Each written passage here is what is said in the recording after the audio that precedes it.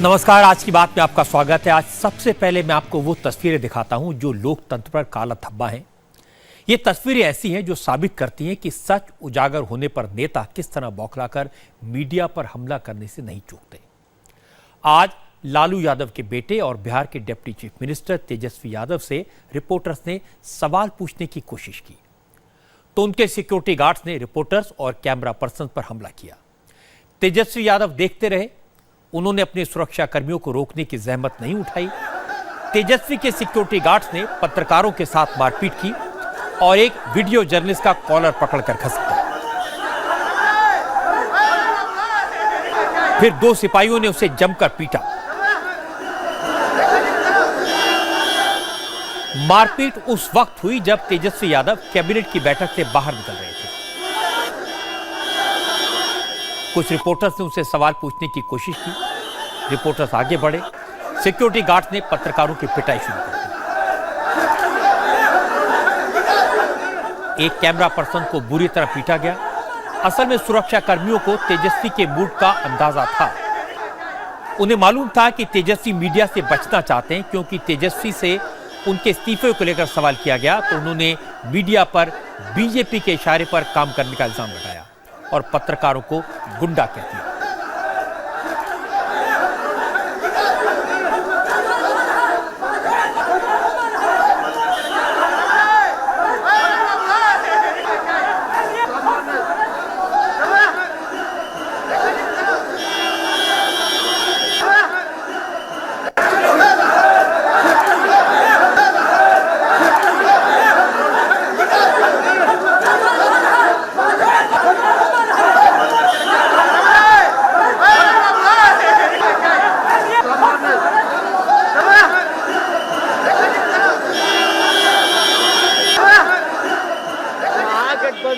अटूट है, अटूट रहेगा और चलता रहेगा। और जिसको आप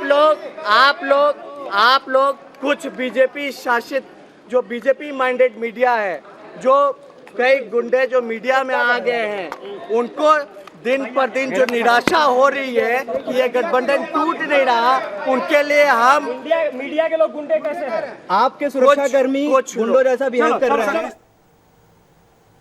जब पत्रकारों ने पूछा कि मीडिया के लोग गुंडे कैसे हैं, तेजस्वी के पास कोई जवाब नहीं था और जो कुछ हुआ शर्मनाक था। तेजस्वी यादव के सुरक्षा कर्मियों ने मीडिया से मारपीट की। सुशील मोदी को मौका मिला, उन्होंने इसे लालू यादव और उनके परिवार की बौखलाहट बताया। सुशील मोदी ने कहा कि लालू मीडिया का मुंह बंद करने की कोशिश कर रहे हैं। मीडिया पर हमला करने वालों पर एफआईआर दर्ज होनी चाहिए। लालू प्रसाद यादव, उनकी पार्टी, उनको अब पत्रकारों पर से भरोसा खत्म हो गया और इनको अब लग रहा है कि हमारे भ्रष्टाचार को मीडिया उजागर कर रहा है। तो कभी कहते हैं कि बीजेपी से जुड़े हुए हैं, कभी उन पर हमला किया जाता है और गुंडा गाली गलौज। और आज जिस तरह से हमला किया गया, तोड़फोड़ किया गया है, हम इसकी घोर भर्त्सना करते हैं। मैं बिहार के मुख्यमंत्री से अपील करूंगा कि एफआईआर दर्ज करके उन तमाम लोगों को गिरफ्तार किया जाए जिन लोगों ने आज मीडिया के साथ गाली गलौज किया, धक्का धुक्की किया, उनके साथ मारपीट करने का काम किया है। इसलिए सभी मीडिया कर्मियों को पूरी सुरक्षा दी जाए और ये लालू यादव और तेजस्वी और इनके जो तमाम परिवार के लोग ये जिस तरह से मीडिया के मुंह को बंद करना चाह रहे हैं, उनके खिलाफ कार्रवाई होनी चाहिए। और मीडिया से भी अपील करूंगा कि इस तरह के हमले से कोई डरे नहीं और इनके जो भ्रष्टाचार के जो तमाम मामले हैं उसको जनता के सामने मजबूती से और लाते रहने की आवश्यकता है। मैं आपको वीडियो एक बार फिर से दिखाना चाहता हूं जिसमें तेजस्वी यादव के सिक्योरिटी गार्ड पत्रकारों को पीटते हुए दिखाई दे रहे हैं और आपको दिखाई देगा कि कैसे खुद तेजस्वी यादव खामोश खड़े हैं। उन्होंने सिक्योरिटी गार्ड्स को रोकने की, पत्रकारों को बचाने की कोशिश नहीं की।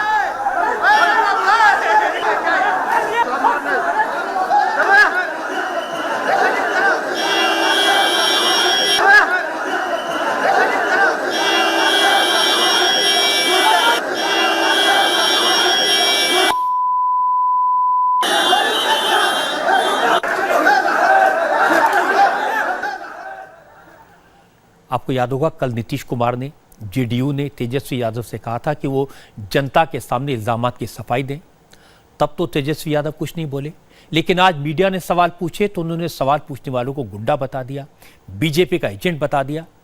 तेजस्वी यादव के खिलाफ एफआईआर दर्ज हुई है। सीबीआई ने उनके घर पर रेड की है। उन पर बेनामी प्रॉपर्टी बनाने के इल्जामात हैं। अगर मीडिया उनसे भी सवाल नहीं पूछेगा तो किससे पूछेगा? आज जिस तरह तेजस्वी की सिक्योरिटी ने अपना काम कर रहे पत्रकारों पर हमला किया, इसके लिए तेजस्वी यादव पूरी तरह जिम्मेदार हैं। ऐसा नहीं हो सकता कि सिक्योरिटी करने वाले अपने दम पर मीडिया के लोगों पर हाथ उठाएं। सबसे बड़ी बात है कि एक बार भी तेजस्वी ने अपने सुरक्षा कर्मियों को रोकने की कोशिश नहीं की और घटना के बारे में कोई खेद प्रकट नहीं किया। कम से कम इस मामले में तेजस्वी को अपने पिता से, लालू यादव से सीख लेनी चाहिए। लालू अनुभवी नेता हैं, उन पर गंभीर इल्जाम लगे हैं, उन्हें जेल भी जाना पड़ा, लेकिन उन्होंने कभी पब्लिकली मीडिया के साथ इस तरह का दुर्व्यवहार नहीं होने दिया। चाहे तेजस्वी हो या लालू हो, जब उन्हें अपने ऊपर इल्जामात की सफाई देनी होगी तब उन्हें फिर इसी मीडिया के पास आना पड़ेगा। और आज ये हुआ भी। लोकतंत्र में मीडिया की अपनी जगह है, अपना महत्व है, अपनी भूमिका है। नेता किसी भी पार्टी के हों, सबको ये बात समझनी पड़ेगी।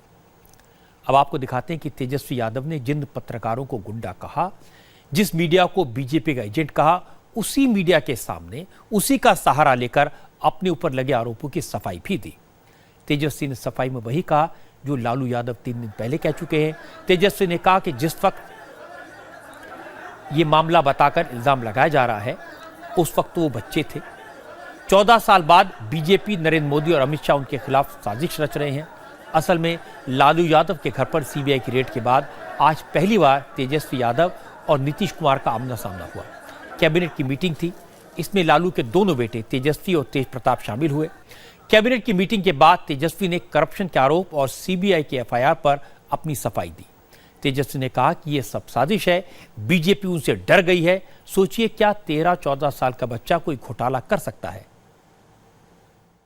बीजेपी के राजनीतिक षड्यंत्र, अमित शाह और नरेंद्र मोदी जी के षड्यंत्र के हिसाब से ये केस कराया गया है। आप ये देखिए, जब हम बड़े हो गए, जब हमारे पास सत्ता आई, पावर आई, मंत्रालय आया, तब हमने कोई गलत काम नहीं किया।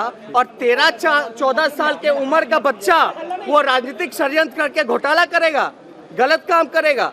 मतलब 13-14, 2004 का मामला, 14-15 साल उम्र होगी, हम गलत काम करेंगे? जब मेरा मूंछ भी नहीं आया था तो हम गलत काम करेंगे? आज हम उप मुख्यमंत्री बने, ईमानदारी से अपने कर्तव्यों का निर्वहन किया, तब कोई गलत काम नहीं किया। और उस समय ना मेरे पास कोई पद था, हम तो बच्चे थे। जिस कंपनी में आरोप है सर, उसमें आपका नाम कुछ है। भी नहीं आया था। ये आरोप नहीं है, ये षड्यंत्र और साजिश और झूठा और फर्जी आरोप है। तेजस्वी यादव ने आज सारे दाव अपनाए।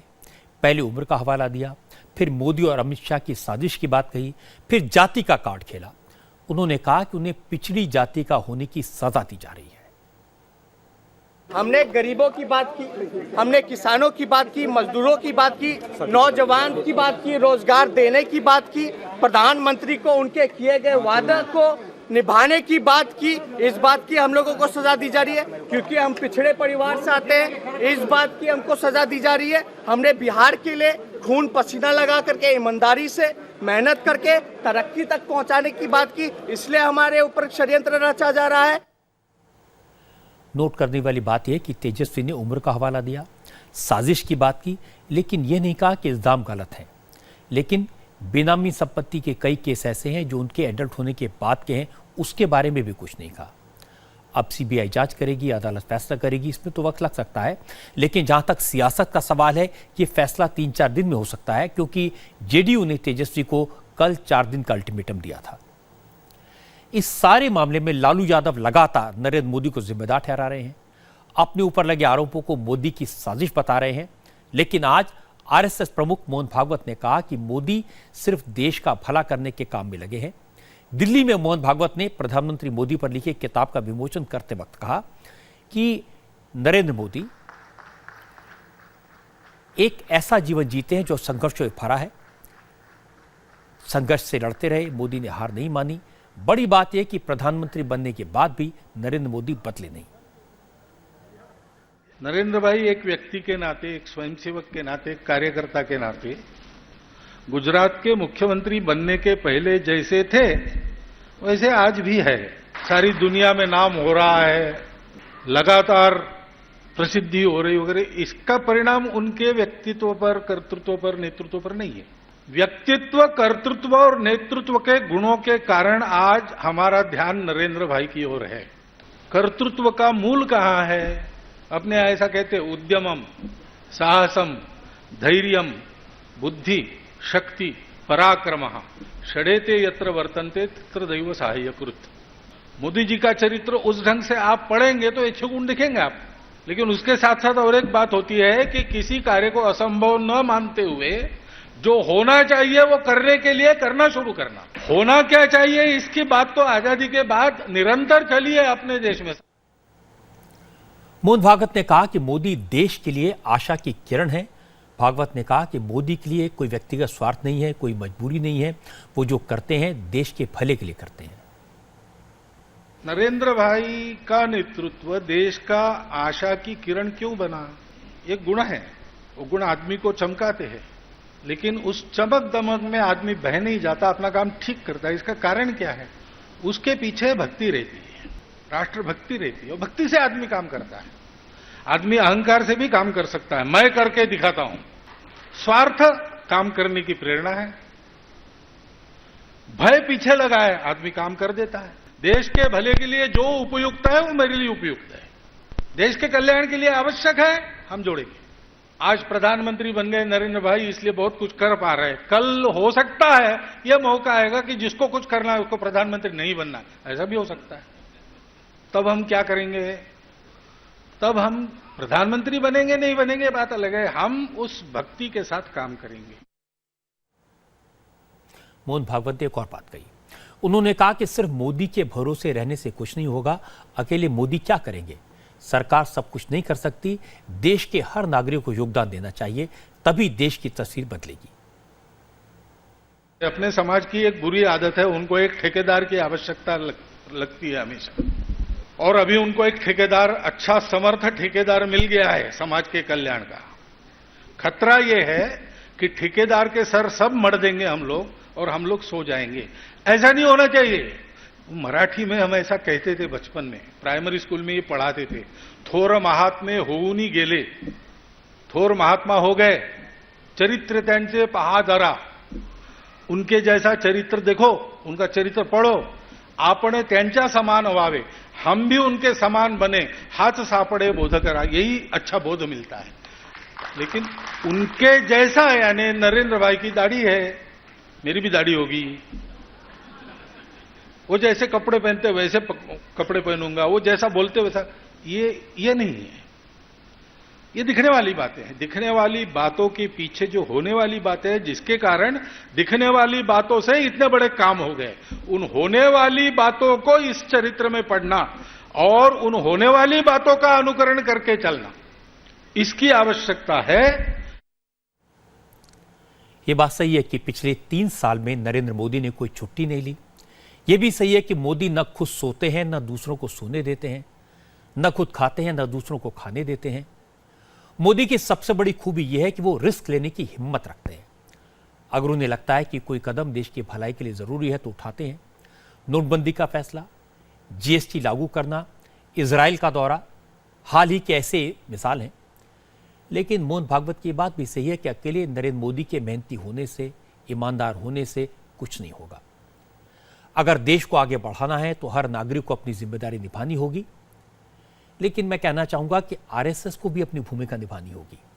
सबसे पहले आरएसएस को उन लोगों को काबू करना होगा जो कहीं गौरक्षा के नाम पर तो कहीं देशभक्ति के नाम पर कानून हाथ में लेते हैं और माहौल खराब करते हैं।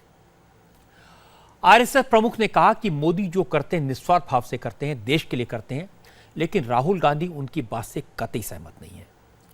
राहुल गांधी कहते हैं कि नरेंद्र मोदी जो कुछ करते हैं अपने लिए करते हैं, अपने सिवाय किसी और के बारे में नहीं सोचते। आज राहुल गांधी ने कई ट्वीट किए ये बात कहने के लिए। राहुल गांधी अमरनाथ यात्रियों पर हुए आतंकवादी हमले से परेशान हैं, लेकिन उन्होंने आतंकवादियों के बजाय सारा गुस्सा प्रधानमंत्री मोदी पर उतारा। कश्मीर में आतंकवाद के लिए मोदी सरकार की नीतियों को जिम्मेदार ठहराया। राहुल को लगता है कि जम्मू कश्मीर में पीडीपी के साथ अलायंस करके मोदी ने आतंकियों को शह दी है। जरा देखिए क्या क्या कहा राहुल गांधी ने अपने ट्वीट्स में। कांग्रेस उपाध्यक्ष राहुल गांधी ने पहले ट्वीट में लिखा, मोदी की नीतियों ने ही कश्मीर में आतंकियों के लिए जगह बनाई है। यह गंभीर रणनीतिक चोट है। राहुल ने दूसरे ट्वीट में लिखा, मोदी का निजी फायदा भारत के रणनीतिक नुकसान और निर्दोष भारतीयों के खून के बलिदान के बराबर है। राहुल ने तीसरे ट्वीट में लिखा, बीजेपी पीडीपी गठबंधन का क्षणिक लाभ देश के लोगों पर भारी पड़ रहा है। राहुल गांधी के ट्वीट्स का करारा जवाब दिया स्मृति ईरानी ने। स्मृति ईरानी ने कहा कि राहुल गांधी तुच्छ राजनीति कर रहे हैं और इसके बाद स्मृति ने राहुल गांधी पर सवालों की बौछार कर दी।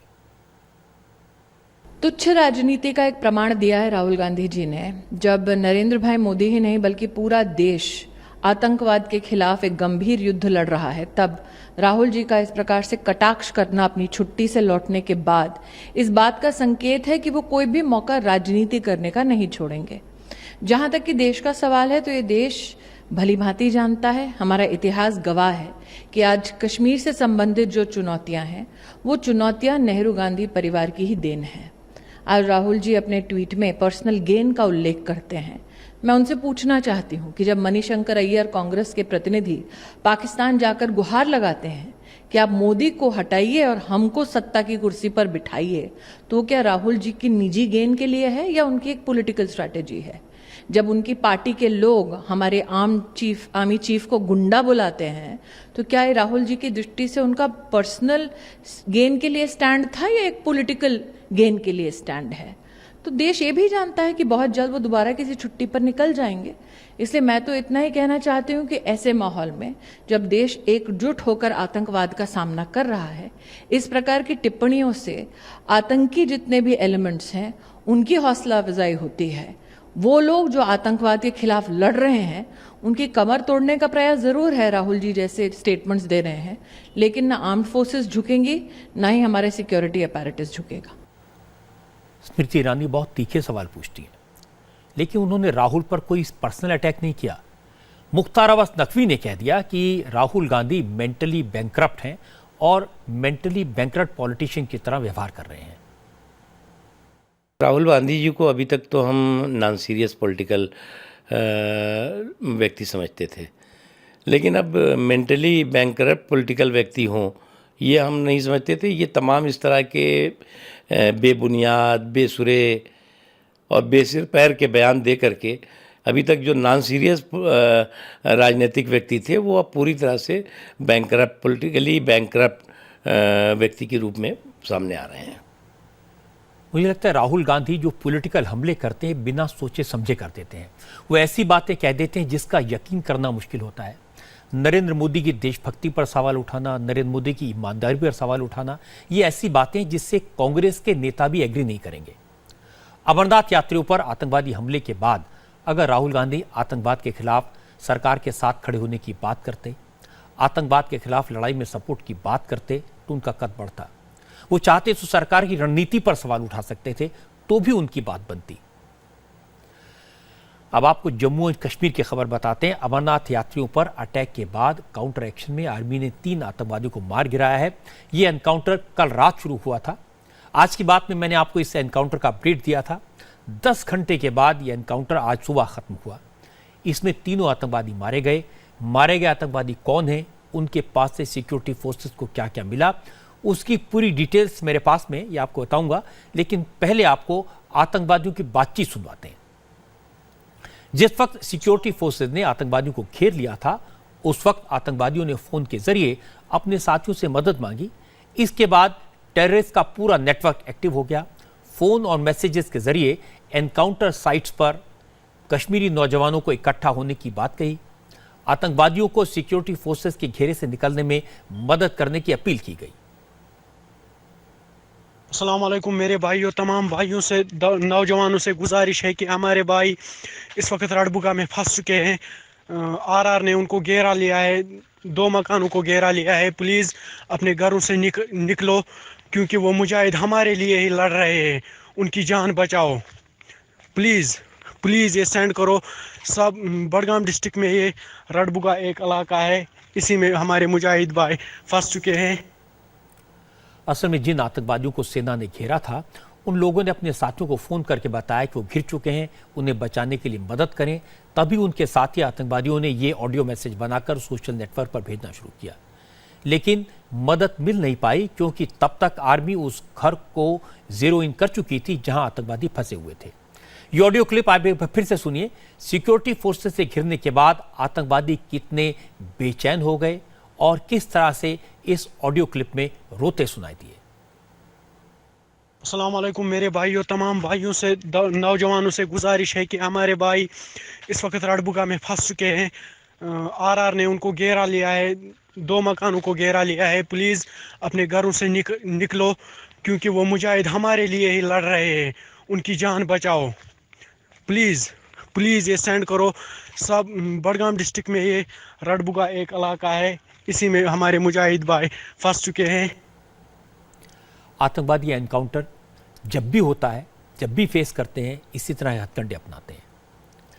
कई बार भीड़ इकट्ठा हो जाती है, पत्थरबाजी भी होती है, आतंकवादी बचकर निकलने में कामयाब भी हो जाते हैं, लेकिन पिछले कई दिनों से ऐसा होना कम हो गया है। एनकाउंटर में कल 3 आतंकवादी मारे गए। तीनों हिजबुल मुजाहिदीन के आतंकवादी थे, तीनों लोकल थे। जावेद शेख और आकिब बड़गांव के रहने वाले थे और सज्जाद श्रीनगर का। सज्जाद के बारे में एक और बड़ी बात पता चली। आपको याद होगा कि कुछ दिन पहले मैंने आपको खबर दिखाई थी कि ईद से 2 दिन पहले श्रीनगर की जामा मस्जिद में लोगों ने जम्मू कश्मीर के एक पुलिस के डिप्टी एसपी मोहम्मद अयूब की पीट कर हत्या कर दी थी। सिक्योरिटी फोर्सेज ने ये इंफॉर्मेशन गैदर की थी कि मोहम्मद अयूब की हत्या की साजिश सज्जाद ने रची थी। सज्जाद के उकसाने पर ही भीड़ ने डिप्टी एसपी पर हमला किया था। उसके बाद से ही सज्जाद सिक्योरिटी फोर्सेज के टारगेट पर था। सज्जाद के बारे में एक और इंफॉर्मेशन मिली। वो श्रीनगर के डाउनटाउन में स्टोन पेल्टिंग गैंग का सरगना था। पहले भी आतंकवादियों को बचाने के लिए कई बार अपने गैंग से सिक्योरिटी फोर्सेस पर पत्थरबाजी करवा चुका था। डीएसपी की हत्या के बाद 22 जून की रात से सज्जाद फरार था। घर से फरार होकर सज्जाद ने हिजबुल ज्वाइन किया। इंडिया टीवी के संवाददाता अभिषेक के पास सज्जाद के बारे में बहुत सारी डिटेल्स हैं। जेके पुलिस के डिप्टी एसपी अयूब पंडित की हत्या में शामिल सज्जाद और साजिद और गिलका, ये श्रीनगर के नौहाटा के मालारट्टा इलाके का रहने वाला था। 22 तारीख की रात यानी कि 22 जून की रात से ही ये फरार था। 22 तारीख को ही भीड़ ने अयूब पंडित की पीट करके हत्या कर दी थी और इसके बारे में अहम जानकारी मिली है कि पत्थरबाजों के गैंग का सरगना था।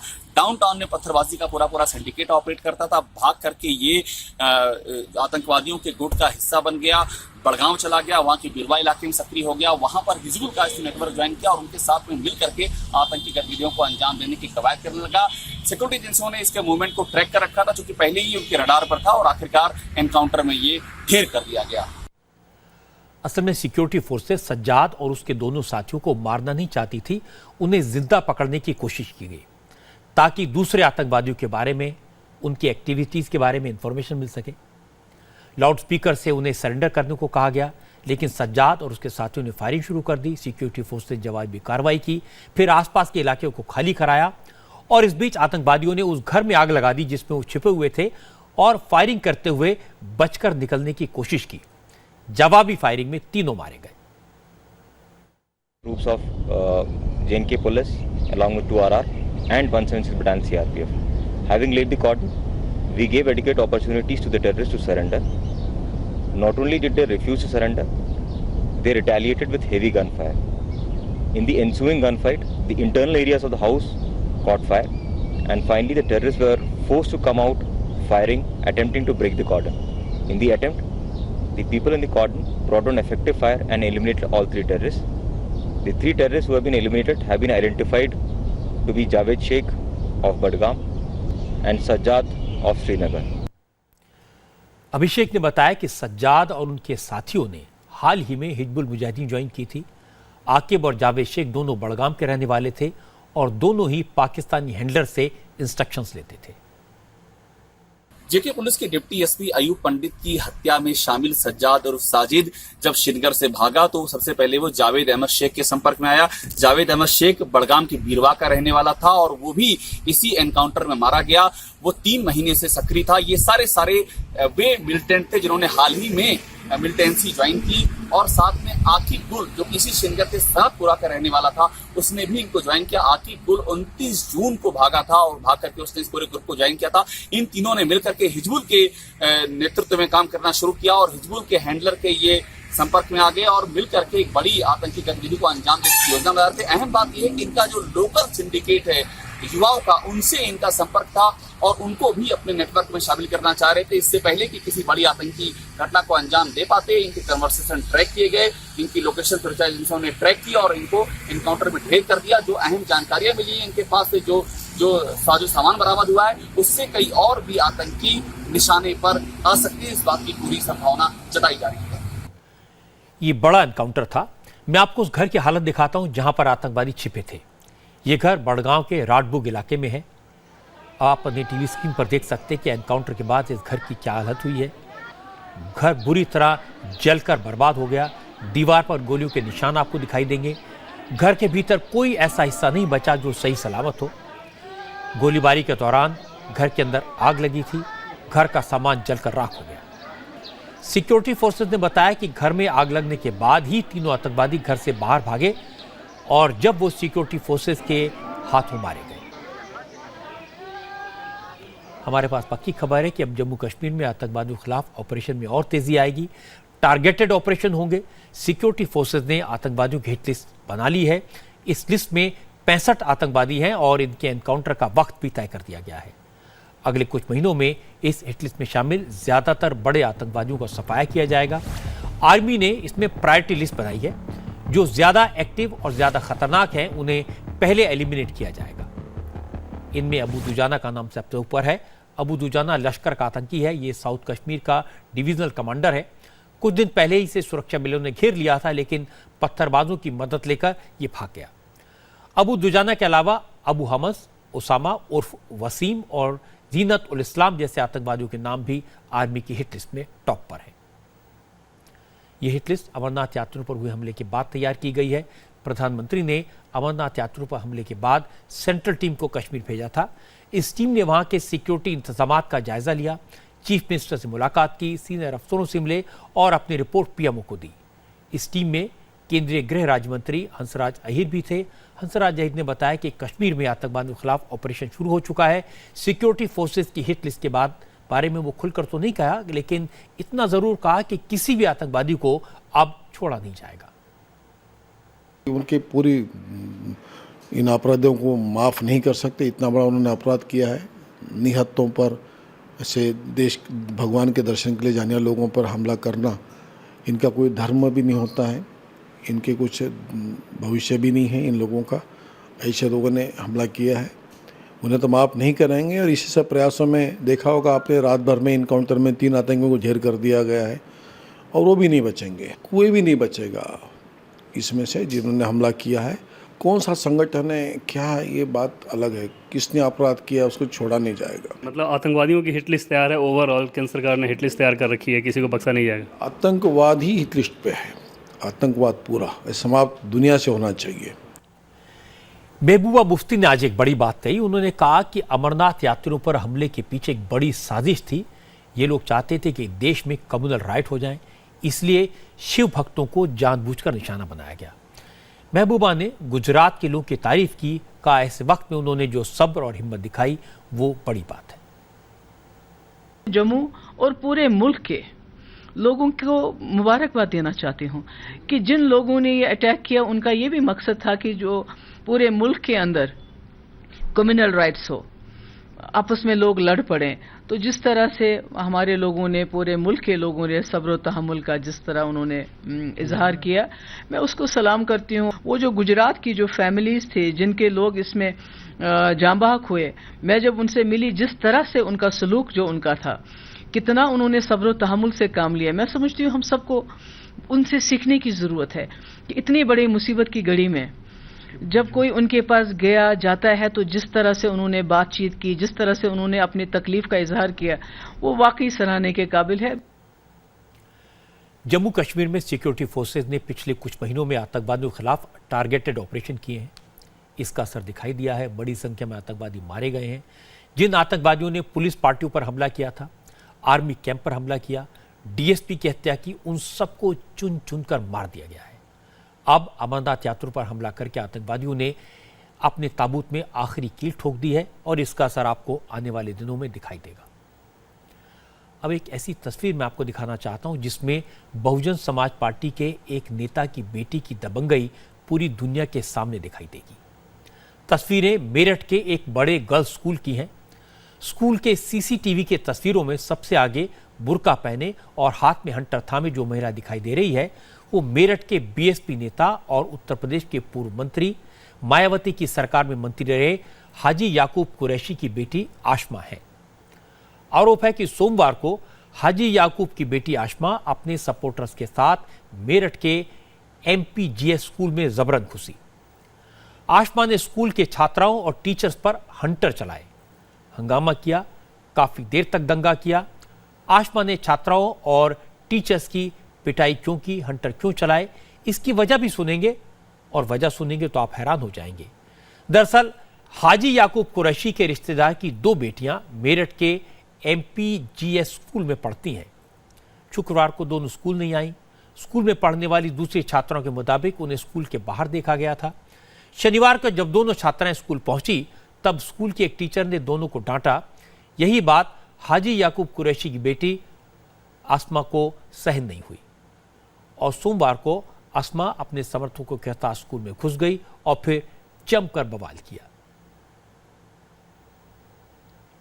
आपको स्कूल में हुए हंगामे की पीड़िता की बात सुनवाएंगे, लेकिन पहले स्कूल के मैनेजमेंट के रवैये के बारे में बताते हैं। स्कूल प्रशासन इस मामले को दबाने की कोशिश करता रहा। उसने न पुलिस को बताया, न इस घटना पर कोई एक्शन लिया।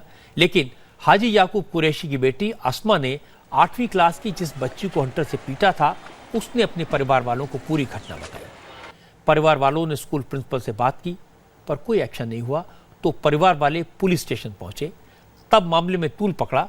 दूसरे बच्चों के पेरेंट्स को घटना के बारे में पता लगा तो उन्होंने अपने बच्चों को स्कूल नहीं भेजा और बच्चों को स्कूल से निकाल लेने की धमकी दी। काफ़ी प्रेशर के बाद स्कूल प्रशासन ने हाजी याकूब कुरैशी की बेटी और उनके सपोर्टर्स के खिलाफ पुलिस में शिकायत दर्ज की। पुलिस ने स्कूल में लगे सीसीटीवी कैमरों की मदद से मंगलवार को ही 4 लोगों को पकड़ा।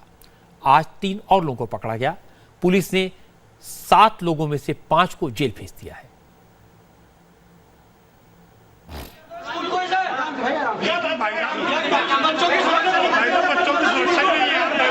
हमारा क्या नहीं है, स्कूल में हमारे लड़के पढ़ रहे हैं, बाहर के लोग आके मारते हैं, आपने उनको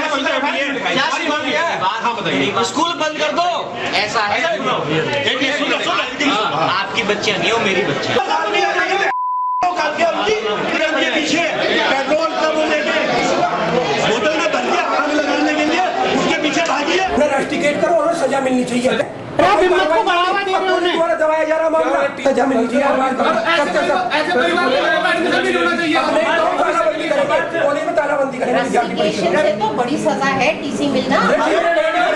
आपने उसकी टीसी काट दी, ठीक है, तो टीसी कटवा के दूसरे स्कूल में एडमिशन ले लेगी। पेंसिल जल्दी करवाना है इसलिए पेंसिल मैंने पेंसिल इसको कानून बता रहे हैं यार। अच्छा रुको ना, कच्ची पेंसिल से FIR होती है। सर इनको लिखने दीजिए सर। लिखो ना आपके स्कूल में क्या क्या हुआ, लिखिए सुबह कैसे कैसे क्या हुआ। बस ये जो बच्चे आए जिनके बच्चों के नाम है, जिनके पेरेंट्स उनका नाम खोलिए। हाजी याकूब कुरैशी की बेटी आसमा और उनके सपोर्टर्स ने स्कूल में किया, उसके बारे में लोग कितने नाराज हैं ये आपने सुना। आपको उस छात्रा अलीशा की बात सुनवाते हैं जिसको कुरैशी की बेटी ने हंटर से पीटा था। आज अपने पेरेंट्स को बुला के लेकर आ गई। उसके पेरेंट्स ने मेरा हंटर मारा था सिर में बहुत तेज के, और मैं बेहोश हो गई थी और मेरी नाक में से ब्लड आने लगा था। क्लास के अंदर तो एक लेडी आई थी और रमशा आई थी, उसके कजन्स आई थी, बहुत सारे बॉयज आए थे।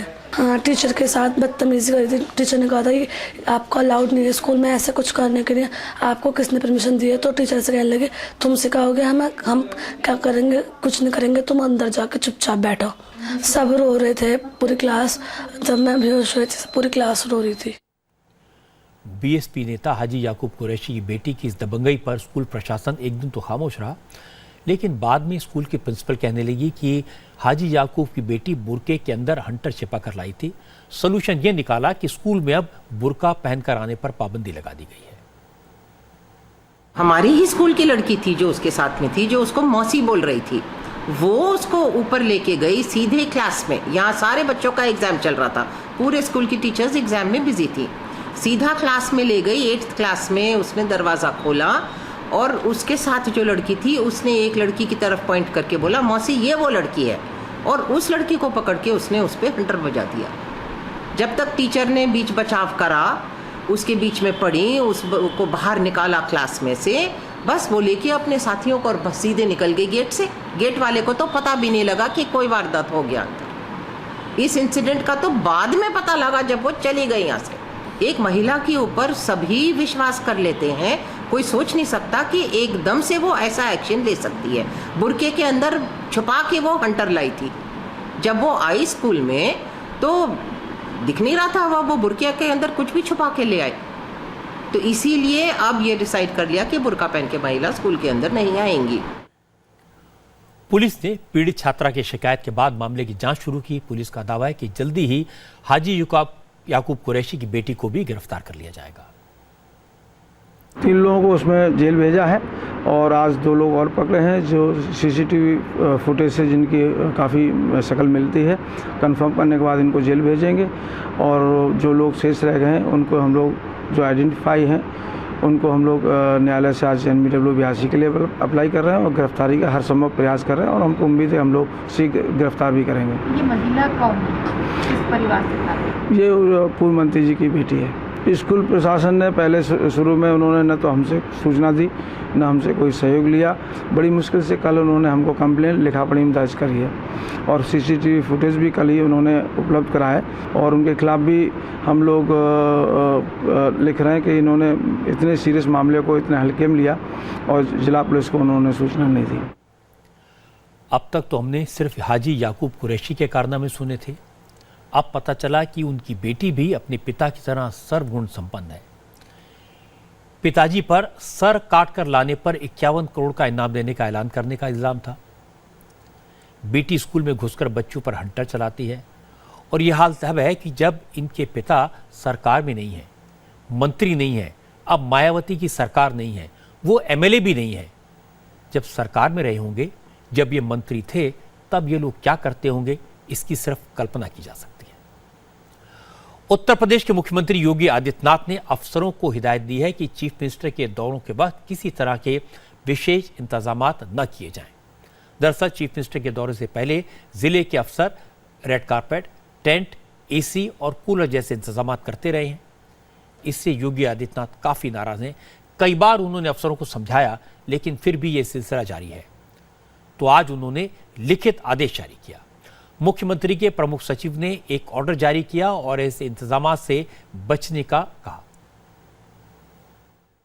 उत्तर प्रदेश के मुख्यमंत्री योगी आदित्यनाथ ने सभी अधिकारियों को, सभी मंडलायुक्तों को, सभी जिलाधिकारियों को ये निर्देश दिए हैं कि भविष्य में जब वो कभी किसी जिले के औचक निरीक्षण पर या दौरा करने के लिए जाएं तो उनके लिए किसी भी तरीके का VIP प्रोटोकॉल ना फॉलो किया जाए। उनके लिए न तो लाल कालीन का इंतजाम किया जाए, न तो उनके लिए एयर कंडीशन का इंतजाम किया जाए, न तो उनके लिए विशेष सोफों का इंतजाम किया जाए और न ही एक खास तरह के तौलियों का इस्तेमाल किया जाए, क्योंकि मुख्यमंत्री योगी आदित्यनाथ को किसी भी तरीके का दिखावा पसंद नहीं है। मुख्यमंत्री योगी आदित्यनाथ ने बाकायदा अपने प्रमुख सचिव SP गोयल से एक लेटर जारी कराया है और उसमें इस बात का जिक्र किया है कि किसी भी तरीके के VIP इंतजामों से बचा जाए, जिससे आम जनमानस को खास तौर पे दिक्कत होती है। क्योंकि देखा गया है कि मुख्यमंत्री योगी आदित्यनाथ जब देवरिया और गोरखपुर में शहीद के परिजनों से मिलने गए हैं तो वहां पर अफसरों ने विशेष इंतजाम किए हैं, लेकिन मुख्यमंत्री योगी आदित्यनाथ साफ तौर पे कह चुके हैं कि उन्हें इस तरीके के विशेष इंतजाम की किसी भी तरीके की जरूरत नहीं है। सादगी पसंद जीवन है मुख्यमंत्री योगी आदित्यनाथ का और इसी को देखते हुए मुख्यमंत्री के प्रमुख सचिव SP गोयल ने यह बाकायदा लेटर जारी किया है और ये उम्मीद की है अधिकारियों से कि भविष्य में किसी भी तरीके के VIP इंतजाम मुख्यमंत्री योगी आदित्यनाथ के लिए नहीं किए जाएंगे। पहली बार यह मामला तब सामने आया था जब योगी 8 जुलाई को श्रीनगर में शहीद सब इंस्पेक्टर के घर गए थे। जिला प्रशासन ने शहीद SI के घर पर रेड कारपेट लगाया था, सोफे लगाए, एयर कंडीशनर लगाया। योगी काफी नाराज हुए थे। इसके बाद 3 दिन पहले योगी एक बार फिर एक शहीद के घर गए। वहां भी प्रशासन ने इसी तरह के इंतजाम किए, इसलिए रिटर्न ऑर्डर जारी करना पड़ा। योगी की सरकार नई है, अफसरों को अब तक चीफ मिनिस्टर्स के लिए इस तरह के इंतजाम करने की आदत पड़ी हुई है। आदत पुरानी है, इसलिए जाते जाते जाएगी। अब आपको दिखाते हैं कि करप्शन के खिलाफ सरकार के टारगेटेड एक्शन का क्या नतीजा हुआ। आज रांची में इनकम टैक्स के प्रिंसिपल कमिश्नर तापस कुमार दत्ता के ठिकानों पर रेड हुई। सीबीआई ने वेस्ट बंगाल और झारखंड में 30 जगहों पर छापे मारे। सीबीआई ने तापस कुमार दत्ता के ठिकानों से 3.5 करोड़ रुपए कैश और 5 किलो सोना बरामद किया। नोटों की गड्डियां गीजर, अलमारी, सोफे और बाथरूम में छुपा कर रखी गई थी। कोलकाता के सॉल्ट लेक इलाके में तापस कुमार के घर से सबसे ज्यादा बरामदगी हुई। तापस कुमार पर पैसा लेकर प्राइवेट कंपनियों को टैक्स में फायदा पहुंचाने का आरोप है। तापस कुमार पर इनकम टैक्स के 3 अफसर, एक चार्टर्ड अकाउंटेंट और 6 दूसरे लोगों के साथ मिलकर साजिश रचने का भी आरोप है। रांची में इनकम टैक्स के प्रिंसिपल कमिश्नर तापस कुमार दत्ता के ठिकानों से सीबीआई को लगभग 3.5 करोड़ नगद और 5 किलो सोना बरामद हुआ है। आशंका जताई जा रही है कि ये संख्या और ज्यादा हो सकती है। और सबसे बड़ी बात है कि ये जो रुपए थे, ये रुपए छुपा कर रखे गए थे, कुछ गीजर में, कुछ बाथरूम में, कुछ सोफों में, कुछ अलमारी में। और सुबह से ही लगभग 30 ठिकानों पर सीबीआई की टीम ने छापा मारा था रांची और कोलकाता में। सबसे ज्यादा जो बरामदगी हुई है वो हुई है सॉल्ट लेक में तापस कुमार दत्ता के घर से, जहां सुबह से ही सीबीआई की टीम छापा मार रही थी। और इसके अलावा अलीपुर में जो उनके एक परिचित का घर था, आवास था, वहां से भी सीबीआई को काफी नगद बरामद हुआ है। सीबीआई ने तापस कुमार दत्ता के खिलाफ आपराधिक साजिश और अवैध तरीके से घूस लेने का मामला दर्ज कर ये छापेमारी शुरू की। असल में नोटबंदी के बाद नरेंद्र मोदी की सरकार ने करप्शन और ब्लैक मनी के खिलाफ टारगेटेड एक्शन शुरू किया था। ये रेड्स उसी का नतीजा है। सरकार ने पहले फर्जी कंपनियों की लिस्ट बनाई जिसके जरिए ब्लैक मनी को वाइट करने का धंधा होता था। 10 दिन पहले सरकार ने 1 लाख कंपनियों का रजिस्ट्रेशन रद्द कर दिया। अब चार्टर्ड अकाउंटेंट्स और बेहिसाब संपत्ति जमा करने वाले अफसरों की लिस्ट तैयार की गई है। आज जिन लोगों के ठिकानों पर रेड हुई उनके नाम इसी लिस्ट में शामिल हैं। थोड़ी देर बाद आपको दिखाएंगे आज की अच्छी खबर, एक ऐसा यूनिक आइडिया जिससे दिव्यांग लोगों को नौकरी मिलती है।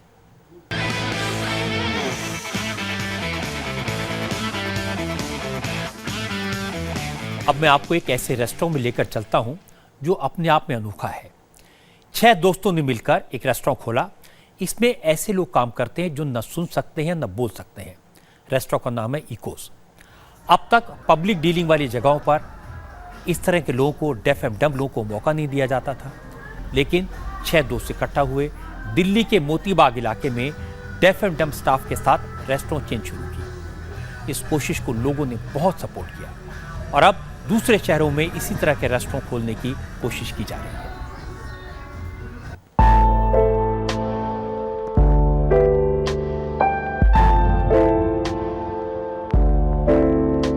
कई 5-स्टार चेन्स में you have specially abled staff but they are always on the back end, तो उनको कभी आगे नहीं आने दिया जाता क्योंकि बहुत बड़े नाम होते हैं, रेपुटेशन बहुत बड़ी होती है। तो हमने कहा कि क्यों ना उन लोगों को उठा के आगे ले आते हैं। बिगेस्ट प्रॉब्लम जो हमारे माइंड में थी कि whether people will be able to accept this. So initially we hired 3 people and उनको हमने ट्रेन करना शुरू करा। ट्रेनिंग के दौरान हमने इनको 1 महीने तक हमने पूरा मॉक रेस्टोरेंट चलाया जहाँ पे हम अपने दोस्तों को, अपने परिवार वालों को बुलाते थे। किचन रन होता था, फूड ट्रायल्स चलते थे।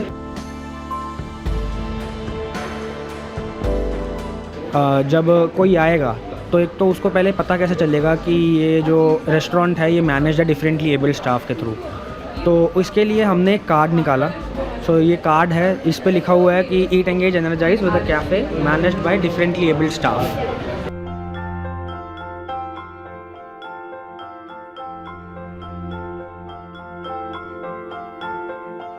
हार्डली शायद से 1 या 2 जगह होंगी ऐसी जो ऐसा करती होंगी। बहुत ही नया कॉन्सेप्ट है, मैंने पर्सनली पहली बार एक्सपीरियंस करा है। कस्टमर आ गया, बैठ गया, वो अवेयर हो गया, अब वो ऑर्डर कैसे प्लेस करेगा। हमने हर आइटम को एक कोड दे दिया। So every item on the menu now has a code.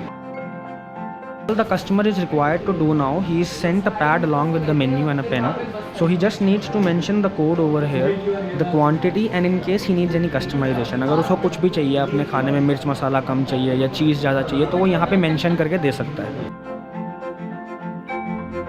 हमने हर टेबल पे एक स्विच दिया है, so now every table has a switch. तो अगर आप टेबल 1 पे बैठे हैं ना, आपने अपना बटन प्रेस करा तो टेबल 1 का बल्ब जल जाएगा, जिससे वेटर को पता चल जाएगा कि उसको टेबल 1 पे रिक्वायर्ड है वो। The another challenge that we always had in mind was like कि क्या लोग एक्सेप्ट कर पाएंगे। जब रेस्टोरेंट शुरू हुआ, लोग आने लगे, so we got a really positive response. This is a better place, this is a better choice कि यहाँ पे जैसे वेटर्स बहुत ही फ्रेंडली है, उनको मतलब नॉर्मली देखे तो वेटर्स लोगों के साथ इतने फ्रेंडली नहीं होते। ये लोग इतनी डिफ़िकल्टीज होने के बाद भी इन्होंने ये सब करा हुआ है, ये बहुत बड़ी बात है।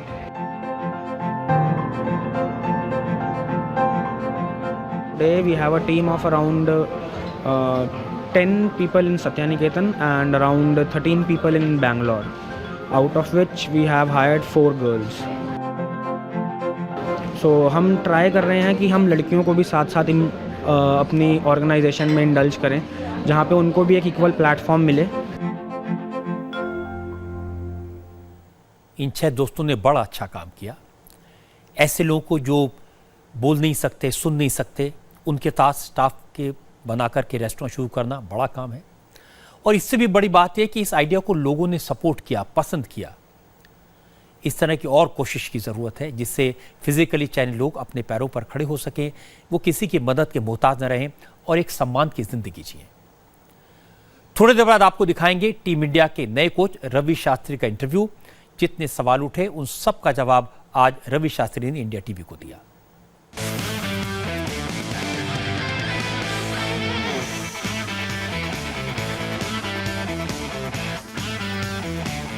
रवि शास्त्री अब तक इंडिया टीवी के क्रिकेट एक्सपर्ट थे। आप उन्हें रोज इंडिया टीवी पर देखते थे। अब वो टीम इंडिया के नए कोच बने हैं। लंदन से उन्होंने बात की इंडिया टीवी से, पहला इंटरव्यू था। रवि शास्त्री ने कहा कि 1 साल पहले जो चीज़ें छूट गई थी वो उसे कैरी फॉरवर्ड करेंगे। टीम को लगातार परफॉर्मेंस मिले, अच्छी तरह खेले, ये उनका पहला टास्क होगा। पहला गोल ये है कि अभी ज़्यादा कुछ करने का ज़रूरत नहीं है। मैं तो कैरी ऑन करूंगा जहाँ पे मैंने छोड़ा। तो जो 1 साल में हुआ है, मेरे को वो सब में जाने का ज़रूरत ही नहीं है, क्योंकि मैं ये टीम को पहचानता हूँ और यही सोचूंगा कि ये खुश यूनिट रहे और कंसिस्टेंट रहे अपने क्रिकेट में। जो तीनों फॉर्मेट खेलते हैं वो कंसिस्टेंट रहना चाहिए तीनों फॉर्मेट में। और मेरे ख्याल में ये टीम के पास वो है जो चाहिए बाहर भी जाके जीतने के लिए और कंसिस्टेंट रहने के लिए। रवि शास्त्री के बारे में हमेशा ये कहा गया कि वो विराट कोहली की पसंद है। इस पर रवि शास्त्री ने सफाई दी। रवि शास्त्री ने कहा कि टीम और मेरे बीच में अच्छा तालमेल है, इसलिए इस बारे में किसी को बोलने की जरूरत नहीं पड़ेगी। टीम को पता है मेरा अप्रोच क्या है, टीम को पता है मेरे नजदीक कितना आना है और मेरे से कितना दूर रहना है। वो हिसाब किताब टीम और मेरे बीच में फर्स्ट क्लास है और किसको बोलने का जरूरत ही नहीं है। रवि ने विराट की तारीफ की, धोनी की तारीफ की, कहा कि बड़े प्लेयर लगातार अच्छा परफॉर्म कर रहे हैं, इसलिए उन्हें क्रेडिट भी देना चाहिए। जो परफॉर्मेंसेस हुए, अगर आप देखा जाए पूरा इंडियन टीम का, जब मैं था टीम के साथ 18 महीने के लिए, बहुत ही ज़बरदस्त परफॉर्मेंसेस है। और उसके बाद भी जो परफॉर्मेंसेस है अगर आप देखेंगे बहुत ही अच्छी है। अगर ये टीम देखा जाए, जो क्रिकेट ये 3 साल में खेले हैं, इनको क्रेडिट देना चाहिए, प्लेयर्स को क्रेडिट देना चाहिए। हम तो आते रहेंगे और जाते रहेंगे, लेकिन जो प्लेयर्स का जो परफॉर्मेंस है उसको क्रेडिट देना चाहिए। और ये विराट कोहली को deserves the credit, MS Dhoni था उनके पहले, उनको भी क्रेडिट देना चाहिए। तो मेरे ख्याल में ये जो कंसिस्टेंसी दिखाया है इंडियन टीम में ये लास्ट 3 साल में, ये मानने की बात है। रवि ने अच्छी बात कही कि कोच आते रहेंगे, जाते रहेंगे, लेकिन टीम परफॉर्म करे, ये बड़ी ज़रूरी चीज़ है। टीम के डायरेक्टर के तौर पर पहले उन्होंने बहुत अच्छा काम किया, अब रवि शास्त्री को फिर से कमाल दिखाना होगा। अच्छी बात है कि विराट के साथ में और धोनी के साथ में रवि की अच्छी ट्यूनिंग है और इससे उनका काम आसान होगा, टीम को बेहतर परफॉर्म करने का मौका मिलेगा। मिताली ने रिकॉर्ड तो बनाया लेकिन टीम को जीत नहीं दिला सकी। महिला वर्ल्ड कप के लीग मैच में ऑस्ट्रेलिया ने 8 विकेट से इंडियन क्रिकेट टीम को हराया। भारत की विमेन टीम ने 7 विकेट पर 226 रन बनाए थे, लेकिन ऑस्ट्रेलिया की क्रिकेट टीम ने इनसे लोगों ने आनंद पाल का अंतिम संस्कार नहीं होने दिया है। आज शाम होते होते लोग रेलवे ट्रैक पर इकट्ठा हो गए थे, ट्रेनों को रोक दिया। लोगों की मांग है कि आनंद पाल के एनकाउंटर की जांच CBI से कराई जाए। नागौर, चुरू, सीकर और बीकानेर में इंटरनेट सेवाएं बंद कर दी गई हैं। नागौर में दफा 144 लगा दी गई है, लेकिन फिर भी लोगों की भीड़ इकट्ठा हुई और हंगामा किया। असम से लगातार परेशान करने वाली तस्वीर आ रही है। असम के 20 से ज्यादा जिले बाढ़ की चपेट में हैं। ब्रह्मपुत्र नदी का पानी रिहायशी इलाकों में घुस गया है। अब तक करीब 32 लोग बाढ़ की वजह से मारे गए हैं। काजीरंगा नेशनल पार्क का हालत खराब है। आधे से ज्यादा पार्क में पानी भर गया है। इस पार्क में वर्ल्ड फेमस गैंडे रहते हैं। भारी पानी में इन गैंडों को मुसीबत झेलनी पड़ी है। उन्होंने जंगल छोड़ दिया, वो सड़कों पर दिखाई दे रहे हैं। कुछ गैंडों ने ऊंची जगहों पर शरण ली हुई है। इस पार्क में पानी में डूबने से 6 हॉक डियर्स की मौत हो गई है। आज की बात में इतना ही। स्टूडियो में सुचरिता है, पंकज हैं और ये दोनों आपको बताएंगे आज की 20 बड़ी खबरें।